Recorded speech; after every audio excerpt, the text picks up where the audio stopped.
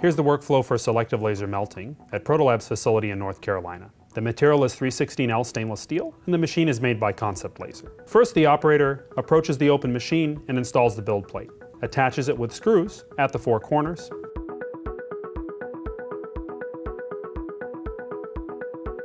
and then loads the powder reservoir using a gravity feed system with a hose that drops down to the inside of the machine. When the powder is loaded, he closes the machine door and starts the print using the machine software. The build plate is leveled, and then the recoater spreads a new layer of powder to start the build. The laser scans across each consecutive layer, forming a melt pool and fusing each layer of each of the 45 parts being built simultaneously here.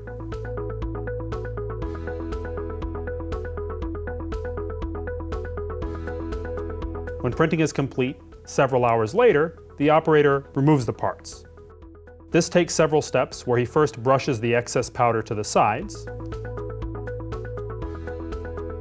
then unscrews the build platform, and then carefully tilts the build platform up while tapping off the excess powder. There's more excess powder captured in the insides of these parts, and note he's wearing personal protective equipment. He transports the parts to the heat treatment area, and the heat treatment step here relieves residual stress that accumulates during the build due to the temperature gradients.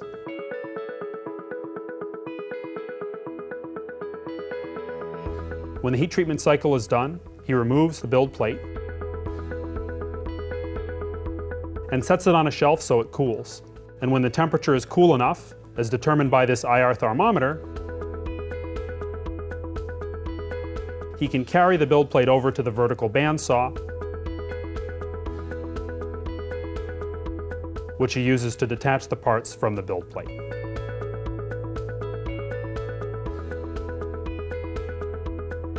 The parts are free from the build plate, but the process continues because next the support structures have to be removed. Support removal involves motorized action, here with a Dremel, and then manual action using pliers to tear the fine support structures away. This takes quite a lot of time and must be done one part at a time, yet after it's done, the part is clean,